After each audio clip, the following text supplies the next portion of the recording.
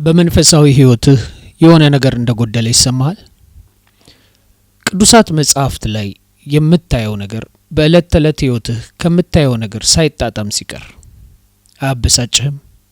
አያበሳጭሽም? አታዝንም? አታዝኝም?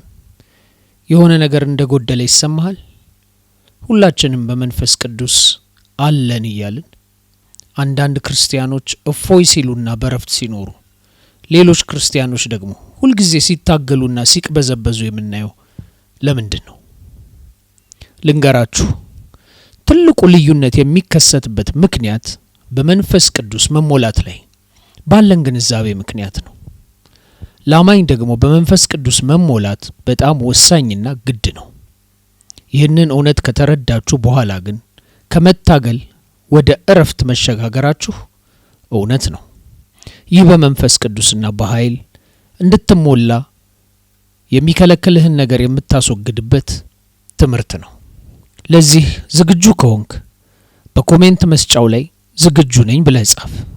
በመጀመሪያ በመንፈስ ቅዱስ መምጣትና በመንፈስ ቅዱስ ማደሪያነት መካከል ያለውን ልዩነት ከመጽሐፍ ቅዱስ በመነሳት አጥርተን እንድናይ እፈልጋለሁ። በመንፈስ ቅዱስ የመሞላት ጥያቄ ሲነሳ ብዙ አማኞች ግራ ይጋባሉ። ምክንያቱም በዳንኩና ጌታን በተቀበልኩ ጊዜ በመንፈስ ቅዱስ ተሞልቼ የለም ወይ ብለው ይጠይቃሉ። ታዲያ ይህንን ሁለተኛ ጊዜ መቀበል ያለብኝ ለምንድን ነው? ይህ የተለመደ ጥያቄ ነው። ስለዚህ ይህንን ግልጽ ማድረግ ያስፈልጋል። እውነት ነው፣ በዳንክ ጊዜ መንፈስ ቅዱስን ተቀብለሃል። የግድ ሁለተኛ የሚባል ሙላት የለም። ይልቁንም ከመጀመሪያው ሙላት የሚመነጭ በህይወት ውስጥ የሚካሄድ ቀጣይነት ያለው ነገር ግን አለ። ስለዚህም የመንፈስ ቅዱስ ሙላት ማለት መንፈስ ቅዱስ ባንተ ውስጥ ለማድረግ ለመኖር ሲመጣ ማለት ነው። ነገር ግን መጽሐፍ ቅዱስ ውስጥ በመንፈስ ቅዱስ መሞላት የሚለውን ትእዛዝ ወይንም ሐሳቦች ስታይ ስለ መጀመሪያው የመንፈስ ቅዱስ መሞላት ማለትም መንፈስ ቅዱስ ባንተ ውስጥ ለማደር ስለሚመጣበት ሁኔታ እያወራ አይደለም። እየተናገረ ያለው እሱ ባንተ ሊሰራ ስላለው ቀጣይነት ያለውን ነገር ነው። በሐዋርያት ሥራ ምዕራፍ 13 ከ9 እስከ 11 እንዲህ እናነባለን። ጳውሎስ የተባለው ሳውል ግን መንፈስ ቅዱስን ተሞልቶ ትኩር ብሎ ሲመለከተው አንተ ተንኮል ሁሉ ክፋትም ሁሉ የሞላብህ የዲያብሎስ ልጅ፣ የጽድቅም ሁሉ ጠላት፣ የቀናውን የጌታን መንገድ ከማጣመም አታርፍም? አሁንም እነሆ የጌታ እጅ ባንተ ላይ ናት፣ እውርም ትሆናለህ፣ እስከ ጊዜውም ፀሐይን አታይም አለው። ያን ጊዜም ጭጋግና ጨለማ ወደቀበት፣ በእጁም የሚመራውን እየዞረ ፈለገ ይላል። ስለዚህ እዚህ ጋር ሐዋርያው ጳውሎስ ቁጥር 9 ላይ በመንፈስ ቅዱስ እንደተሞላ እናያለን። እስኪ ያንን እንደገና እንመልከተው። የሐዋርያት ሥራ 13:9ን ሳውል የተባለው ጳውሎስ በመንፈስ ቅዱስ ተሞላ ይላል። በዚያ አውድ ጳውሎስ ይህ ክፉ ሰው ሲገጥመው ይህን ሰው በመቃወም የመንፈስ ቅዱስን ኃይል እንደገለጠ እናያለን። አስተውሉ። ጳውሎስ አስቀድሞ በመንፈስ ቅዱስ ተሞልቶ ነበር። በሐዋርያት ሥራ ምዕራፍ 9 ቁጥር 17 ላይ ይህንን እናያለን። ሐናንያ ሄዶ ወደ ቤቱ ገባ፣ እጁንም ጭኖበት ወንድሜ ሳውል ሆይ ጌታ እርሱም በመጣህበት መንገድ የታየህ ኢየሱስ እሱ ነው፣ ደግሞም ታይ ዘንድ መንፈስ ቅዱስ ይሞላብህ ዘንድ ላከኝ አለ። ስለዚህ ሐዋርያት ሥራ 13 ላይ ምን እየተካሄደ ነበር? ጳውሎስ ድንገት እንደገና የመንፈስ ቅዱስን ሙላት እየተቀበለ ሳይሆን ይልቁንም በመንፈስ ቅዱስ ተሞላ የሚለው ሐረግ በመንፈስ ቅዱስ ያለውን ኃይል የገለጠበትን ድንገተኛ ሁኔታ እያሳየን ነው። ኤፌሶን 5:18 እንዲህ ይላል፣ መንፈስ ይሙላባችሁ እንጂ በወይን ጠጅ አትስከሩ፣ ይህ ማባከን ነውና። ይህ ተሞሉ የሚለው ቃል የሚያሳየው ቀጣይነት ያለው የመንፈስ ቅዱስን የበላይነት ነው። ይሁን እንጂ ሰዎች አሁንም መንፈስ ቅዱስ ሆይ ኃይልህ የት አለ እያሉ የሆነ ነገር እንዲከሰት ይለምናሉ። መንፈስ ቅዱስ ደግሞ እምነትህ ወዴት አለ ብሎ በሹክሹክታ እየተናገረ ነው። ሁሉም ኃይል ላንተ ተሰጥቷል። ስለዚህ በመንፈስ ቅዱስ መሞላት ሲል መንፈስ ቅዱስን መታዘዝና ለመንፈስ ቅዱስ ራስን ስለማስገዛት እያወራ ነው። ምክንያቱም መጽሐፍ ቅዱስ ገላትያ 5:16 ላይ እንዲህ ይላል፣ ነገር ግን እላለሁ በመንፈስ ተመላለሱ፣ የሥጋንም ምኞት ከቶ አትፈጽሙ። የዚህ መልእክት መጨረሻ ካያችሁ በኋላ ራሳችሁን ለመንፈስ ቅዱስ የማስረከብ ጸሎት ሳትጸልዩ እንዳትጨርሱ መክራችኋለሁ። ያን ከማድረጋችን አስቀድመን ግን ለመንፈስ ቅዱስ ራሳችንን የምናስረክብባቸውን ነገሮች ማወቅ ይኖርብናል። በመንፈስ ቅዱስ መሞላት የሚቻለው እንዴት ነው? ማስረከብ ያለብንስ ምንድን ነው? አንድ በአንድ እንመልከት። በመጀመሪያ የምናደርገው እግራችንን ማስረከብ ነው። ያ ማለት የምንሄድበትን ቦታ ማለት ነው። በመዝሙር 1:1 ላይ እንዲህ እናነባለን፣ በክፉዎች ምክር የማይሄድ በኃጢአተኞችም መንገድ የማይቆም በዋዘኞችም ወንበር የማይቀመጥ። ምሳሌ 4:14-15 ደግሞ ይህንን ይላል፣ በክፉዎች መንገድ አትሂድ፣ በኃጢአተኞችም መንገድ አትመላለስ፣ ተወው፣ አትለፍበት፣ ከርሱ ፈቀቅ በልና እለፍ። ገላትያ 5:16 እንደገና እንዲህ ይላል፣ ስለዚህ እላለሁ በመንፈስ ተመላለሱ፣ የሥጋንም ምኞት አትፈጽሙ። ስለዚህ እግርህን ለመንፈስ ቅዱስ ማስረከብ አለብህ። ያ ማለት ዕለት ዕለት የምትሄድበትን ቦታ ማለት ነው። የምትሄድበት ቦታ ማንነትህ ነው፣ የባህሪህ መገለጫ ነው። የኢየሱስን ሕይወት ከዚህ ጋር እንዳናቀላቅል ግን መጠንቀቅ አለብን። ኢየሱስ ብዙውን ጊዜ ሰዎች የረከሰ ብለው በሚቆጥሩት ቦታ እንደሚገኝ እናውቃለን። ነገር ግን ልዩነቱ ኢየሱስ ወደ እነዚህ ቦታዎች ሲሄድ አምላካዊ ተጽዕኖን ይዞ ሄድ ነበር። እሱ የሚሄደው ለአገልግሎትና ለምስራቹ ቃል ስርጭት እንጂ እዚያ በቀረበውና በሚገኘው ነገር ለመደሰት አይደለም። በምትፈተንበት መንገድ ላይ እየተራመድክ ይሆን? በአልኮል ሱሰኝነት እየተሰቃየህ ይሆን? ስለዚህ አስቀድመህ እግርህን ከመጠጥ ቤት መንገድ መከልከል ይኖርብሃል። በአደንዛዥ እጽ ሱስ እየተሰቃየህ ከሆነ የምትፈልገውን የምታገኝበት ቦታ መሄድ ማቆም ይኖርብሃል።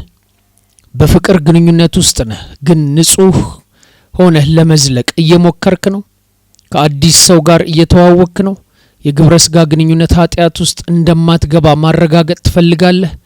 ወደዛ ማቅናትህን ማቆም ይኖርብሃል። ሁሉን ትታችሁ ተገልላችሁ እንድትቀመጡ እያልኩ ግን አይደለም። ነገር ግን ወደ እነዛ ስፍራዎች መሄድህ ወይም መራመድህ መንፈስ ቅዱስ ባንተ ሊሰራ ለሚፈልገው ነገር እንቅፋት ነው አይደለም የሚለውን መመዘንና መጠየቅ አለብህ። ነገር ግን ብዙ አማኞች በፈተናው መንገድ ላይ እየተጓዙ ከችግሩ ለመላቀቅ ይፈልጋሉ። ሙሉ በሙሉ ሱሱን አላቋረጥኩም፣ ወደ ግቤ መድረስ ግን እፈልጋለሁ ይላሉ። ነገር ግን በመንፈስ ቅዱስ መሞላት ከፈለክ የእግርህን ጉዞ ለእሱ ፈቃድ ብቻ ማስረከብ ይኖርብሃል። ብዙዎቻችን በእግዚአብሔር ላይ እንቸኩላለን። እግዚአብሔር አትቸኩል፣ ጊዜው አሁን አይደለም፣ ወይንም ደግሞ እስከ ቀጣዩ ወቅት ድረስ ጠብቅ፣ ወይንም ደግሞ እስከ ቀጣዩ መመሪያ ድረስ ጠብቅ ሊልህ ይችላል። እኛ ግን እንቸኩላለን። ሌሎች ደግሞ እግራቸውን በአፈር ውስጥ በጽናት ይተክላሉ። እግዚአብሔር ሂድ ሲል እነሱ አይራመዱም። እግዚአብሔር አሁን ሲል እነሱ በኋላ ይላሉ። መንፈስ ቅዱስ መንገዳቸውን እንዲመራ ከመፍቀድ ይልቅ እግራቸውን ለጌታ ለማስረከብና እሱ ወደሚፈልገው እንዲወስዳቸው ከመፍቀድ ይልቅ ራሳቸውን በአፈር ውስጥ ይተክሉና አይነቃነቁም። ስለዚህ በመንፈስ ቅዱስ መሞላት ትፈልጋለህ? ማለትም ያ ተጽዕኖ እንዲኖርህ ትፈልጋለህ? የመጀመሪያው ሙላት በመዳን ጊዜ ተቀብለሃል። ነገር ግን ያ ተጽዕኖ፣ ያ ቀጣይነት ያለው የመንፈስ ቅዱስ ሙላት የሚመጣው ራስህን ለእሱ በማስረከብ ነው። ስለዚህ እግርህን በማስረከብ ትጀምራለህ። በመቀጠል ደግሞ እጅህን ታስረክባለህ። ይህ ማለት ድርጊቶችህን ሁሉ ለጌታ ታስረክባለህ ማለት ነው። በመንፈስ ቅዱስ እጆች አንተ ምን እያደረክበት ነው? ስለዚህ አስብ። መንፈስ ቅዱስ አንተን ቤተ መቅደሱን ሞልተዋል። እነዚህ እጆች የክብር የቅድስናና የመታዘዝ ዕቃዎች ሆነው ጥቅም ላይ ሊውሉ ይገባል። ያዕቆብ 4:8 እንዲህ ይላል፣ ወደ እግዚአብሔር ቅረቡ፣ ወደ እናንተ ይቀርባል። እናንተ ኃጢአተኞች እጃችሁን አንጹ፣ እናንተ ሁለት ልብ ያላችሁ ልባችሁን አጥሩ። በእነዚያ እጆች ምን እያደረክ ነው? የኃጢአት ተግባር እየፈጸምክ ነው? ማድረግ የሌለብህን ነገሮች እያደረክ ነው? መንካት ወይም መያዝ የሌለብህን ነገሮች እየነካህ ወይንም እየያዝክ ነው? እጆችህን ለሐሰተኛ ትርፍና ለዘረፋ እየተጠቀምክ ነው? እጆችህን የግል ምኞትህን ለመፈጸም እየተጠቀምክ ነው? በእጆችህ ለእግዚአብሔር ክብር የማይሰጡ ነገሮችን በማድረግ እየተጠቀምክ ነው? እግዚአብሔር የሰጠህ እነዚህ እጆች የተቀደሱ እጆች ናቸው። ንጹህ እጆች መሆን አለባቸው። ለመንፈስ ቅዱስ ኃይል ጥቅም ላይ የሚውሉ እጆች መሆን አለባቸው።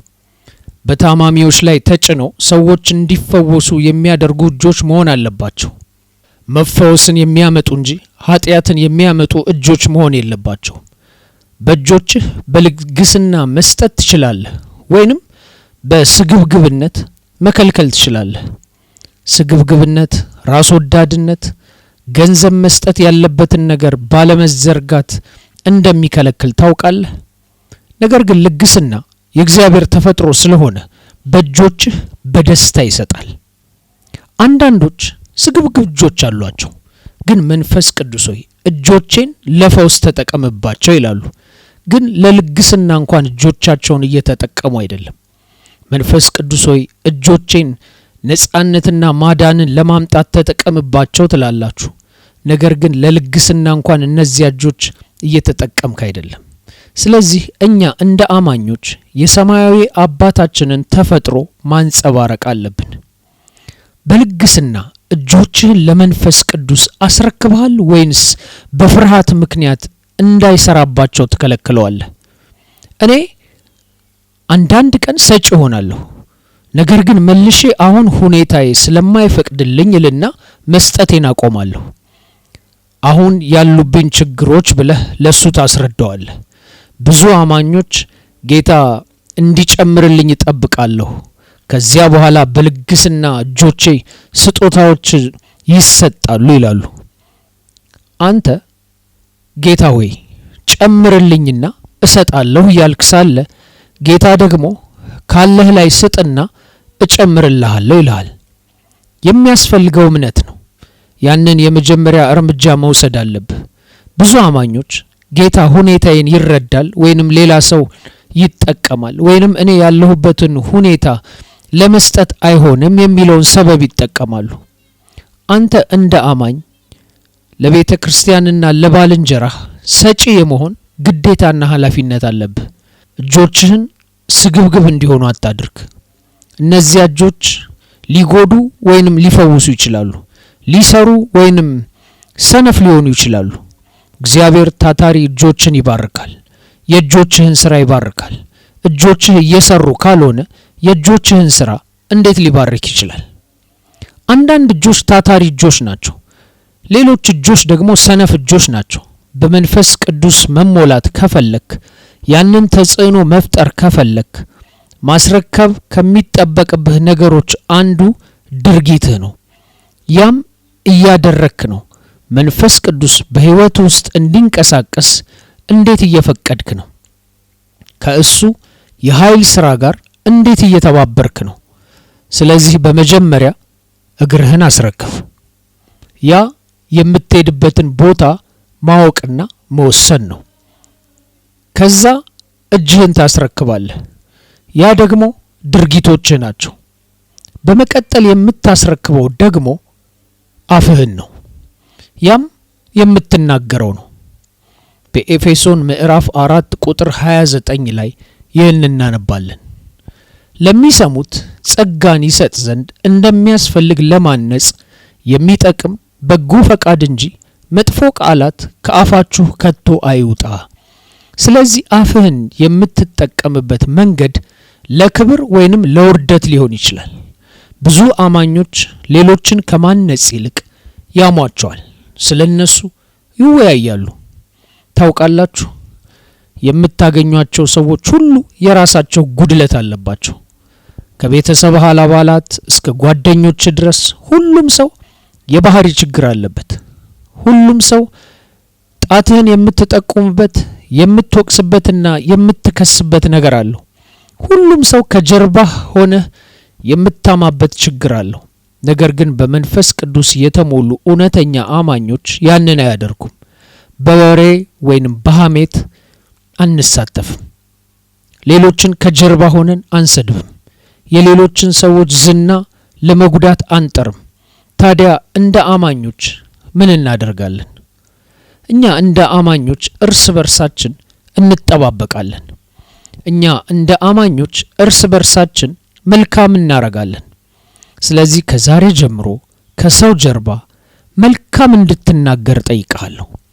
ከሰው ጀርባ መልካም ተናገር። አትስደባቸው፣ አትማቸው። ዝናቸውን አትጉዳ፣ ጉድለቶቻቸውን አታጉላ፣ በባህሪ ችግሮቻቸው ላይ አታተኩር። ከበስተጀርባ ሆነህ አትዝመትባቸው። ይልቁንም ስለነሱ መልካም ተናገር። ሕይወትን በነሱ ላይ ተናገር። ያ በእግዚአብሔር መልክ የተፈጠረ ሰው ነውና፣ ያ እግዚአብሔር የሚወደው ሰው ነውና፣ ያ እግዚአብሔር የጠራው ሰው ነውና። ስለዚህ በሐሜትና በስድብ ሳይሆን ለክብር እየተናገርክ መሆኑን ማረጋገጥ አለብህ። አፋችንን የምናስረክብበት ሌላው መንገድ በታማኝነት መኖር ነው። ብዙ አማኞች ትናንሽ ውሸቶችን መናገር ምንም ችግር የለውም ብለው ያስባሉ። አማኞች አንዳንድ ጊዜ የሚዋሹት ለምንድን ነው? አማኞች ብዙ ጊዜ የሚዋሹት ግጭትን ለማስወገድ ስለሚፈልጉ ነው። ውይይትን መቋቋም ስለማይፈልጉ ብቻ ትንሽ ነጭ ውሸት ይፈጥራሉ። ግጭትን መቋቋም አይፈልጉም። አንድን ሰው ሊያሳዝኑ ወይንም አንድ ሰው በእነሱ ላይ ሲበሳጭባቸው ያንን መቋቋም አይፈልጉም። ስለዚህ ምን ያደርጋሉ? ግጭትን እያስወገዱ እንደሆነ በማሰብ ትናንሽ ውሸቶችን ይናገራሉ። በመንፈስ ቅዱስ ግን ሁሉም ነገር ፊት ለፊት ይታያል። ቀላል ግጭትን ለማስወገድ ስትል እነዚያን ትናንሽ ውሸቶች ስትናገር እሱ ያውቃል። የሆነ ነገር ስለተጠየቅ እነዚያን ትናንሽ ውሸቶች ስትናገር ያውቃል። ሌላኛው ሰው ባንተ ላይ ምላሽ እንደሚሰጥ ስለፈራህ ብቻ እነዚያን ትናንሽ ውሸቶች ስትናገር ያውቃል። ያ ግን ለክብር አይደለም። ያ መልካም ባህሪ አይደለም። ያ ለመንፈስ ቅዱስ መገዛት አይደለም። ነገርን ማጋነንም አይገባም። አቅልሎ መናገርም ልክ አይደለም። ማታለል አያስፈልግም። ንጹህ ታማኝነት ብቻ ያስፈልጋል። አንደበትህን መስጠት ያለብህ ልክ እንደዚህ ነው። እንዲሁም አፋችንን የምናስረክበው ከማማረር ይልቅ እግዚአብሔርን በማመስገን ነው። ብዙዎቻችን በማማረር የተሞላን ስለሆንን የምናመሰግንበት ክፍተት የለንም። ሁሉም ነገር በጣም አሉታዊ ይሆንብናል። አዎንታዊ ነገር ሲከሰት ምን ያህል አዎንታዊ እንደሆነ ፈጽሞ አይታየንም። ለረጅም ጊዜ ሊቆይ አይችልም። እንቀይረዋለን። ወይንም በህይወታችን ውስጥ አንድ ነገር እያደገ ሲሄድ ለምሳሌ ወደ ትዳር ወቅት እየገባ ይሆናል። ምናልባት ልጅ ልትወልድ ትችላለህ። ምናልባት ወደ አዲስ ስራ እየገባህ ሊሆን ይችላል። ምናልባት አዲስ የአገልግሎት ወቅት፣ ምናልባት ያለህ አዲስ ዓላማ ሊኖር ይችላል። ስለዚህ ይህንን በአሉታዊ መንገድ እየተናገርክ ከሆነ ያለማቋረጥ እያፈረስከው ነው። እየተነሳህ ዛሬ ነገሩ በትክክል አልሄደም፣ ወይንም ያ እንደ እቅዴ አልሄደም፣ ወይንም ያ በፈለኩት ሰዓት አልሆነም፣ ወይንም አዎ በዚያ ተባርኬ ነበር ነገር ግን ይህ ደግሞ ጎዶሎ ነው፣ ወይንም አዎን ያን ታላቅ ተሞክሮ አግኝቼ ነበር ነገር ግን በዚያ ታላቅ ተሞክሮ ጥቂት ጉድለቶች ነበሩት እያልክ ነው። እንደዚያ የምትኖር ከሆነ አፍህን ለጌታ አላስረከብክም። ስለዚህ ማማረርን ትተህ ይልቁንም ማመስገን መማር አለብህ። በዚሁ አፍህ ሰዎችን ማበረታታት ወይንም ማሳዘን ትችላለህ። በምትናገረው መንገድ ሰዎችን ታዋርዳለህ። ያለማቋረጥ በእነሱ ላይ ያለውን አሉታዊነት እያወራህ ይሆን? የባህሪ ችግሮቻቸውን ያለማቋረጥ እየጠቆምክ ይሆን? ሊያደርጉት በሚፈልጉት ነገር ላይ ያለማቋረጥ እያዋረድካቸው ይሆን? ያንን ግብ ፈጽሞ አትደርሱበትም ብለህ ተናግረሃል ወይንስ እግዚአብሔር ሌላ ሰው ይጠቁማል እንጂ አንተን ፈጽሞ አይጠቀምም ብለሃል? ለጌታ ብለው ለመውጣትና የሆነ ነገር ለማድረግ በሚሞክሩ ሰዎች እየሳክ ነው። ያ የተረከበ አፍ አይደለም። ያ በመንፈስ የተሞላ የአነጋገር መንገድ አይደለም። ስለዚህ አንተ እንደ አማኝ ማበረታቻን መናገር አለብህ እንጂ ሌሎችን ማሳዘን የለብህም። ስለዚህ አፍህን ለመንፈስ ቅዱስ አስረክብ። በመቀጠል የምታደርገው ዓይንህንና ጆሮህን ለመንፈስ ቅዱስ ታስረክባለህ። ይህ ቁልፍ ነው። ምክንያቱም የምትሰማውና የምታየው ነገር ወሳኝ ነው። ዓይንንና ጆሮን አብሬ አድርጌያቸዋለሁ። ምክንያቱም እነዚህን ሁለቱም በተመለከተ ያለን ተጽዕኖ ከባድ ነው። በመጨረሻ የሚገለጠው ወደ አእምሮ የምትቀበለው ነገር በእነዚህ የሚገባውን ነው። አንዳንድ ሰዎች ዓይንንና ጆሮን የአእምሮ በሮች ብለው ይጠሯቸዋል። የምታየው ነገር የሚፈጥረው ምስል የምታስብበትን መንገድ ይጎዳል። የምትሰማው ነገር በመጨረሻ የምታስብበትን መንገድ ይወስናል። ስለዚህ ጆሮዎችህ እንደ ዓይንህ በተመሳሳይ መንገድ ይሰራሉ። ለምስሎችና ለድምጾች ግብአቶች ናቸው። ዓይን ለሚመጡ ምስሎች፣ ጆሮዎች ለሚመጡ ድምጾች መሳሪያዎች ናቸው። መዝሙር 101:3 አንዳች ክፉ ነገር በዓይኔ ፊት አላስቀምጥም፣ የአመፀኞችን ሥራ እጠላለሁ፣ በእኔ ላይ አይጣበቅም ይላል። ዲያብሎስ እነዚህን አሻራዎች ይጠቀማል። ይህንን ማዳመጥ አለብህ። አዳምጡኝ። ዲያብሎስ እነዚህን አሻራዎች ይጠቀማል። ስለዚህ በዓይንህ የወሲብ ምስሎችን የምትመለከት ከሆንክ አሁን እየሆነ ያለው ነገር እነዚያ ምስሎች በአእምሮ ውስጥ እየተከማቹ ነው። ምናልባት በአሰቃቂ ሁኔታ አልፈህ ይሆናል። በጣም ጨካኝ የሆነ ነገር አይተሃል። ፈጽሞ ባላየሁት የምትለውን ነገር አይተሃል። ፈጽሞ ባላጋጠመኝ የምትለው ነገር አጋጥሞሃል። መንፈስህን የሰበረ ነገር ደርሶብሃል። አሁን በውስጥህ ይህ አሰቃቂ ሁኔታ ተቀርጿል። ስለ አሰቃቂ ሁኔታ ስናገር እንደ በደል ብቻ እያወራው አይደለም። ምክንያቱም ብስጭት አሰቃቂ ሊሆን ይችላል። መጥፋት አሰቃቂ ሊሆን ይችላል። በሆነ ሁኔታ ውስጥ የእድል ለውጥ አሰቃቂ ሊሆን ይችላል። ይህ ማለት በማንኛውም ትንሽ ጫና ስር ለመሰበር ተዘጋጅተን መቀመጥ አለብን እያልኩ አይደለም። ነገር ግን ሰዎች የሚያጋጥሟቸው አሰቃቂ ሁኔታዎች እንዳሉና እንደሚጎዳ አውቃለሁ። ያየኸውና የሰማኸው አሁን ላይ ትውስታህ ነውና ጠላት ያ ትውስታ በአሁን ጊዜህም እንዲጎላ ይፈልጋል። አንዳንዶቻችን ባየናቸው ወይንም በሰማናቸው ነገሮች ምክንያት ዛሬም ፍርሃት ይፈጥርብናል። አንዳንዶቻችሁ የዓለምን ፕሮፓጋንዳ እያዳመጣችሁ ነው። እናም ያ በኑሯችሁ ላይ ይታያል። ስለ ኢኮኖሚ ምን እንደሚሉ እያዳመጥክ ነው። ስለሚመጣው የዓለም ጦርነት ምን እንደሚሉ እያዳመጥክ ነው። ስለ ፖለቲካው ገጽታ ምን እንደሚሉ እያዳመጥክ ነው። ስለ በሽታ ምን እንደሚሉ እያዳመጥክ ነው። ስለ ረሃብ ምን እንደሚሉ እያዳመጥክ ነው። ስለ አየር ንብረት ምን እንደሚሉ እያዳመጥክ ነው። እናም እነዚህ መልእክቶች እየተቀበልክ ነው።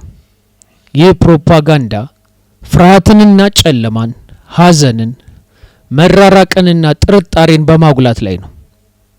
አንተም በአእምሮ ውስጥ እየተቀበልከው ነው። ብዙ አማኞች ፍርሃትን ለሚያስፋፋ የወቅታዊ ወሬ ሱስ እየተጋለጡ ነው።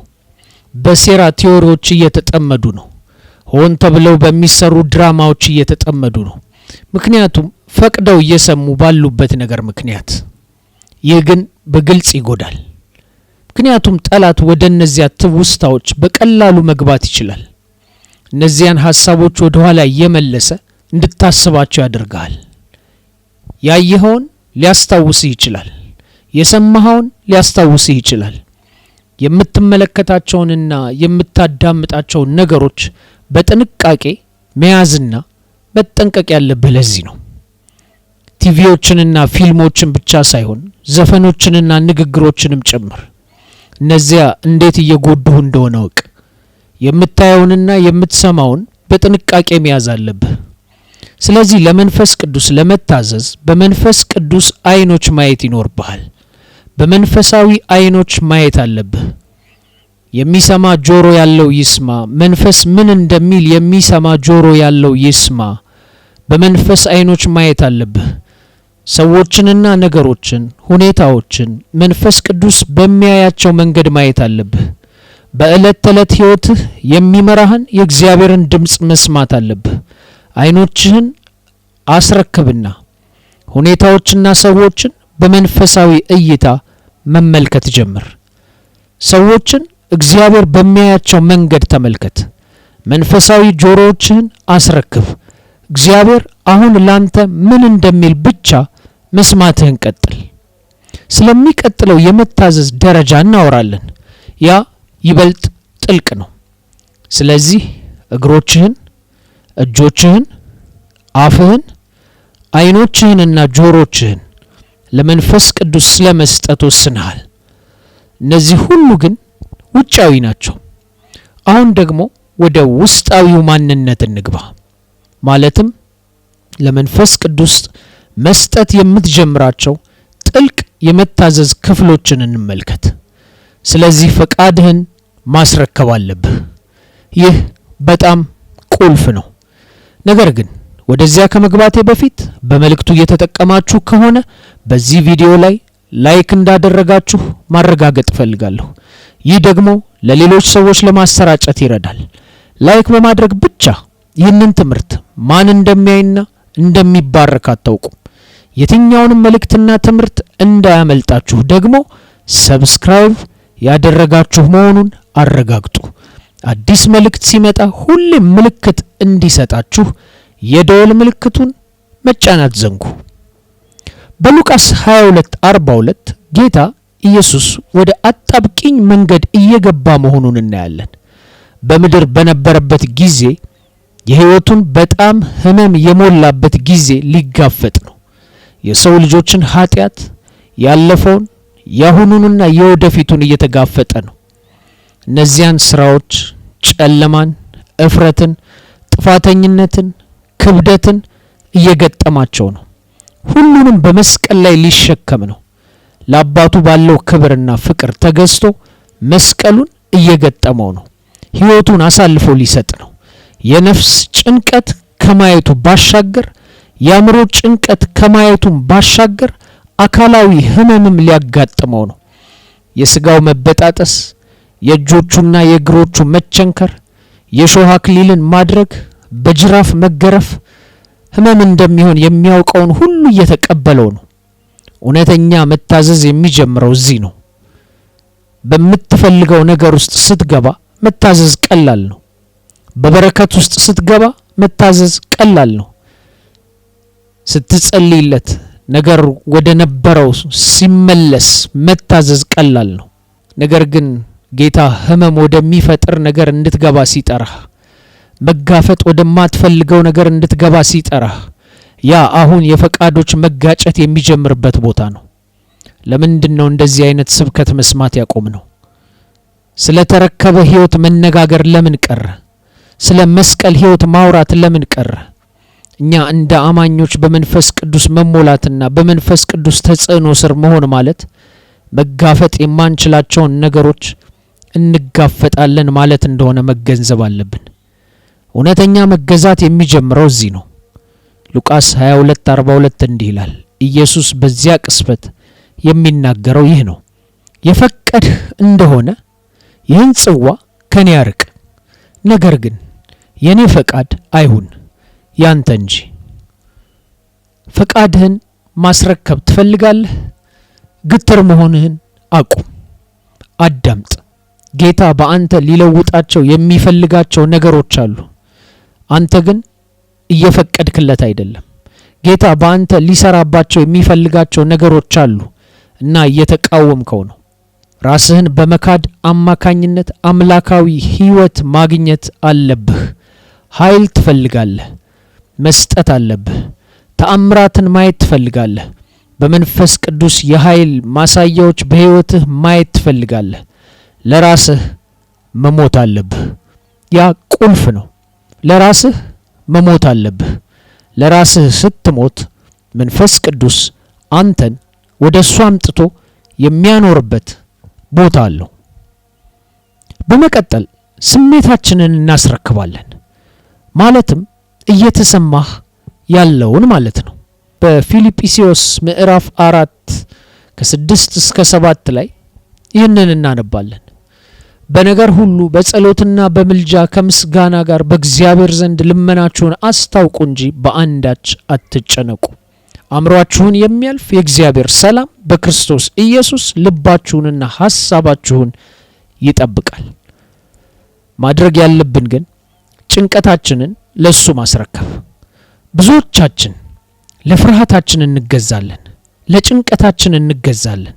ስለዚህ ጭንቀቱ እንዲገዛንና ምን እንደምናደርግና ምን እንደማናደርግ እንዲመራን እንፈቅዳለን። በከባድ ጭንቀት ውስጥ እታገል እንደነበር አስታውሳለሁ። ጭንቀቴ ወደ ራት መሄድ መቼ ነው ያለብኝ፣ መቼ ወደ ቤተ ክርስቲያን መሄድ እንደምችል ይነግረኝ ነበር። ምክንያቱም ባልጠበቅኩት ጊዜ ያደጋ ጥቃት ያጋጥመኛል ብዬ ሁል ጊዜ ፈራ ነበር። የሽብር ጥቃት ለመከሰት ለኔ የመደበው ምቹ ጊዜ የለውም። ነገር ግን ፍርሃት ይነዳኝ ነበር። ጓደኞቼ ጋር ለመዋል ከቤቴ 1 ማይል ርቀት አልወጣም። ሁሉም እዚያ ነበር።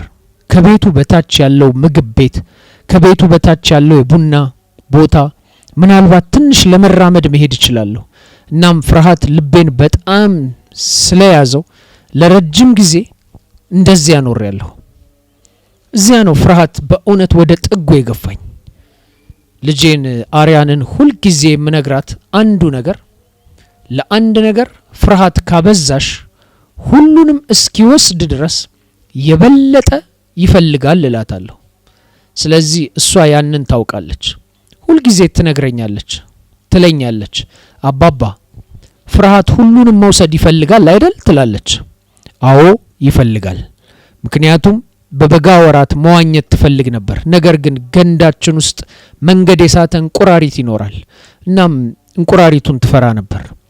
በእንቁራሪቱ ምክንያት ለብዙ ቀናት ገንዳው ውስጥ አልገባችም። ከሷ ጋር ተቀምጬ አርያን እንቁራሪቱ ገንዳውን እንዲወስድብሽ አትፍቀጂለት፣ በእንቁራሪቱ ምክንያት መፍራት የለብሽም። ይህንን ማለት ለርሷ ነበረብኝ። በመጨረሻ ወደ ገንዳው ገባች። ዛሬ ላይ ትነግረኛለች፣ አባባ እንቁራሪቱን አልፈራውም። እንደውም ማታ ማታ ስንጸልይ እኔ ጸልይላታለሁ፣ ጌታ ኢየሱስ ሆይ እንቁራሪቱን እንዳትፈራ እርዳት እላለሁ። ያው ተመሳሳይ ነገር በምጸልይበት ሌሊት እጄን ትይዛለች፣ ትለኛለች፣ ትመለከተኝና ካሁን በኋላ እንቁራሪቱን አልፈራውም። እጄን በሷ ላይ መልሳ ታደርጋለች። ስለዚህ መጸለይን እቀጥላለሁ። ጌታ ሆይ እንቁራሪቱን ስለማትፈራ አመሰግንሃለሁ። በህይወትሽ ውስጥ ያ እንቁራሪት ምንድን ነው? ያ ማለት የምትፈልጊውን ነገር እንዳትደርሽበት የሚያደርግሽ ነገር ማለት ነው። ምክንያቱም መንፈስ ቅዱስ የሆነ ነገር እንድታደርጊ ጠርቶሽ ይሆናል። መንፈስ ቅዱስ ሂጂ ሊል ይችላል። ነገር ግን ባንቺና በእድልሽ መካከል የቆመው በአንቺና በመንፈስ ቅዱስ አገዛዝ መካከል የቆመው የምትፈሪው ነገር አለ። ስለዚህ ያንን ጭንቀት ለራሱ ማስረከብ አለብሽ። ያዕቆብ 3:16 እንዲህ ይላል፣ ቅናትና ክርክር ባሉበት ስፍራ ሁከትና ክፉ ስራ ሁሉ አሉና እነዚያን የቅናት ስሜቶች ማስረከብ አለብሽ። ሌሎችን እየባረክሽ ላይሆን ይችላል። ምናልባት ማገልገል እንዳለብሽ ያህል እያገለገልሽ ላይሆን ይችላል። ምናልባት በቅናት ስለተሞላሽ ብቻ ሙሉ በሙሉ ረክተሽ ላይሆን ይችላል። ያንን ቅናት ለመንፈስ ቅዱስ ውሰደው ብለሽ አስረክቢው። ምናልባት በመራርነት ተሞልተሽ ይሆናል። ኤፌሶን 4:31 መራርነትን ሁሉ፣ ቁጣን፣ ንዴትን፣ አስቸጋሪ ቃላትንና ስድብን እንዲሁም ሁሉንም አይነት ክፉ ስራዎች አስወግዱ፣ መራርነትን አስወግዱ። ስለዚህ አንድ ነገር ልነግርሽ ነው። ብዙዎችን እንደሚያሳዝን አውቃለሁ። ይህንን እንደ እውነት ደፋር መግለጫ አሁን እነግራችኋለሁ። ይህ ስሜትህ ምንም ይሁን ምን እውነት ነው። ይህ ብትወደውም ባትወደውም ስሜት ነውና አለ። ለይቅርታ ማጣት ምንም ሰበብ ማቅረብ ግን አትችልም። አይ ወንድሜ ዴቪድ የምትናገረውን አታውቅም፣ ምን እንዳደረጉብኝ አታውቅም፣ ታሪኬን ሳታውቅ እንዴት እንደዚህ ትለኛለህ? ወይንም እንዴት እንዲህ ማለት ትደፍራለህ? ምን ያህል ክፉ እንደሆኑ አታውቅም፣ ያደረጉት ነገር እንዴት እንደጎዳኝ አታውቅም ልትል ትችላለህ። ይህንን እረዳሃለሁ። አልተጎዳህም እያልኩ አይደለም። ህመም ሊሰማህ አይችልም እያልኩ አይደለም። ገደብ ማበጀት አትችልም እያልኩ አይደለም። እያልኩ ያለሁት ለይቅርታ ግን ምንም ሰበብ ማቅረብ አትችልም ነው። ለመንፈስ ቅዱስ እውነተኛ መገዛትን ትፈልጋለህ። በእውነት መሞላት ማለትም በመንፈስ ቅዱስ ኃይል ተጽዕኖ ስር መኖር ትፈልጋለህ። ስለዚህ መራርነትን አስወግድ። ብዙዎቻችሁ ያ የይቅርታ ማጣት በልባችሁ ውስጥ ከሆነ ያንን መራርነት ይዛችሁ ይህንን አልለቅም ማለታችንን አእምሯችሁ ትክክል እንደሆናችሁ አሳምናችኋል። ያን መጥፎ ምክር በሚሰጡ ጀርባችሁን በሚከቡና ያንን የይቅርታ ማጣት በመያዛችሁ ትክክል እንደሆናችሁ በሚነግሯችሁ ጓደኞች ዙሪያ ራሳችሁን ከባችኋል። ትክክል እንደሆናችሁ በመሰማት ያንን የማረጋገጫ እድል በማግኘት መስማት የምትፈልጉትን ነገር በመስማታችሁ ተጎጂ እንደሆናችሁና በእርግጥ ይቅር ማለት እንደሌለባችሁ አምናችኋል። እውነት ነው፣ ከመጥፎ ሁኔታዎች ራቅ። ነገር ግን ያንን የይቅርታ ማጣት ስሜት መተው አለብህ። ለሱ ምንም ሰበብ የለህም፣ ምክንያቱም እግዚአብሔር ይቅር ብሎናልና። ባንተ ላይ የተፈጸመው ማንኛውም ኃጢአት በእግዚአብሔር ላይ ከተፈጸመው ኃጢአት ጋር ሲነጻጸር ምንም ማለት አይደለም። እሱ ይቅር ለማለት ፈቃደኛ ከሆነ እኛም ይቅር ለማለት ፈቃደኛ መሆን አለብን። ስለዚህ ስሜትህን ለመንፈስ ቅዱስ ታስረክባለህ። የምትሰጠው ምንም ሰበብ የለም። ጭንቀትን አስወግድ፣ ቅናትን አስወግድ፣ መራርነትን አስወግድ፣ ቁጣንም አስወግድ። ኤፌሶን 4:26 ተቆጡ፣ ኃጢአትንም አታድርጉ፣ በቁጣችሁ ላይ ፀሐይ አይግባ፣ ለዲያብሎስ ፈንታ አትስጡት። በእነዚህ በሕይወታችን የምንፈቅዳቸውና በመጨረሻ ጥፋትን የሚያመጡ ስሜቶች ናቸው። ፊልጵስዩስ 4:8 እንዲህ ይላል፣ በቀረውስ ወንድሞች ሆይ እውነተኛ የሆነውን ነገር ሁሉ፣ ጭምትነት ያለበትን ነገር ሁሉ፣ ጽድቅ የሆነውን ነገር ሁሉ፣ ንጹህ የሆነውን ነገር ሁሉ፣ ፍቅር ያለበትን ነገር ሁሉ፣ መልካም ወሬ ያለበትን ነገር ሁሉ፣ በጎነት ቢሆን ምስጋናም ቢሆን እነዚህን አስቡ። አስቀድመን ስለ አይኖችና ጆሮዎች እነሱ እንዴት እንደሚሰሩ ተናግረናል። እነሱ መረጃን የሚያመጡ የስሜት ህዋሳት ግብአቶች ናቸው። በዚያ ላይ ትንሽ ተጨማሪ ነገር መናገር ፈልጋለሁ። ምክንያቱም የምታየው፣ የምትሰማው፣ የምታገጣጥመው ሁሉ ቀጥሎም የምታስብበት መንገድ የምትሰራበትን መንገድ ይጎዳል። ስለዚህ በቅዱሳት መጽሐፍት ላይ ሐሳብህን ካደረክ ያ የህይወት አቅጣጫ ይለወጣል። አሁን በፊልጵስዩስ 4:8 አንድ አስደሳች ነገር አለ። ትእዛዙ ሐሳብህን የመቆጣጠር ችሎታ ቀድሞውኑ እንዳለህ ያሳያል። አንዳንድ ጊዜ ሐሳቦችህ በአእምሮ ውስጥ እንደሚበሩ ይሰማሃል። ነገር ግን እንደዚህ አይደለም። የምታስበውን ነገር መቆጣጠር አለብህ። ግፊትን የሚያመጡ ጣልቃ ገብ ሐሳቦች አሉ። እነዚህን ለመስበር ደግሞ ጊዜ እንደሚወስዱ እረዳለሁ። አንዳንዴ ሐሳቦችህ ቅዠት ሊፈጥሩ ይችላሉ። ነገር ግን ያ ቅዠት ብቻ ነው። ያንን እንዴት አውቃለሁ? ምክንያቱም ቅዱሳት መጽሐፍት የምታስበውን እንድትቆጣጠር ስለሚነግሩ ነው።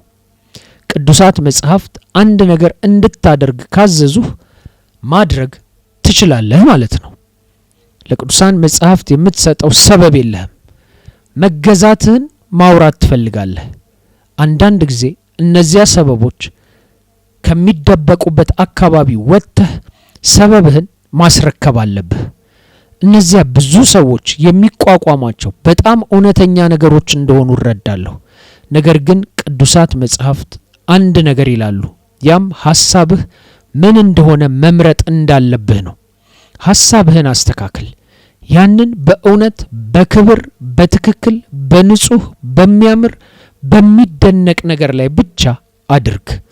እነዚህ ሁሉ ነገሮች ያስተሳሰባችን የትኩረት ነጥቦች ናቸው። እነዚያ ያስተሳሰብ ዘይቤዎቻችንን ይፈጥራሉ። ስለዚህ እኛ እንደ አማኞች መንፈስ ቅዱስ የምናስብበትን መንገድ እንዲለውጥ መፍቀድ አለብን። አስተሳሰብህ ሁሉንም ነገርህን ይጎዳል። በስጋ አእምሮ ውስጥ የምትኖር ከሆነ የመንፈስ አእምሮ ሊኖርህ አይችልም። ስለዚህ የአእምሮህን እነዚህን ቦታዎች ስታስረክብ የምታስብበት መንገድ ይለወጣል። እነዚያ የአስተሳሰብ ዘይቤዎች የባህሪ ዘይቤዎች ይሆናሉ። በመጨረሻ ያ የህይወትህን አቅጣጫ ይለውጣል። ስለዚህ እነዚህን ሁሉ ቦታዎች ታስረክባለህ። ስለዚህ በእምነት ወይንም በጥርጣሬ መካከል መምረጥ አለብህ። እንዴት ታስባለህ? ተስፋ ወይንስ መራራቅ? እንዴት ታስባለህ? እውነት ወይንስ ማታለል? እንዴት ታስባለህ? ሁሉንም ለእሱ አስረክብ። እግርህን የምትሄድበትን፣ እጆችህን እነዚያ ድርጊቶችህ ናቸው። አፍህን የምትናገረውን፣ አይኖችህንና ጆሮዎችህን አስረክብ። ፈቃድህን ትተህ የምትፈልገውን ትተህ ሁሉን ለእሱ አስረክብ። ስሜትህን የሚሰማህን አስረክብ። አእምሮህንና የምታስብበትን መንገድ አስረክብ። አሁን ወደ መገዛት ጸሎት ማለፍ እፈልጋለሁ። ይህንን ስጸልይ ከኔ በኋላ እንድትሉ እፈልጋለሁ። ልብህን እንድታዘጋጅ፣ አእምሮህን እንድታዘጋጅ፣ ጌታ እንድታስብ የሚፈልገውን ነገር ማሰብ እንድትጀምር፣ እስካሁን ለእሱ ያልሰጠኸውን እነዚያን መንገዶች ሁሉ ማሰብ ጀምር። ከኔ በኋላ አብራችሁኝ እንድትሉ እፈልጋለሁ። ጌታ ሆይ እጆቼ ይሁኑ፣ በእነሱ በኩል ፈውስ። አይኖቼ ይሁኑ፣ ነገሮችን ሰዎችንና ሁኔታዎችን አንተ እንደምታየው እንድመለከት ፍቀድልኝ። ጆሮዎቼ ይሁኑ፣ ድምጽህን መስማት እፈልጋለሁ። እግሮቼ ይሁኑ፣ ወደምትፈልገው ቦታ ውሰደኝ። መኖሪያዬ ከአንተ ጋር እንደ አንድ ይምታ። ፈቃዴን ተውና በቦታው የራስህን ፈቃድ አድርግ።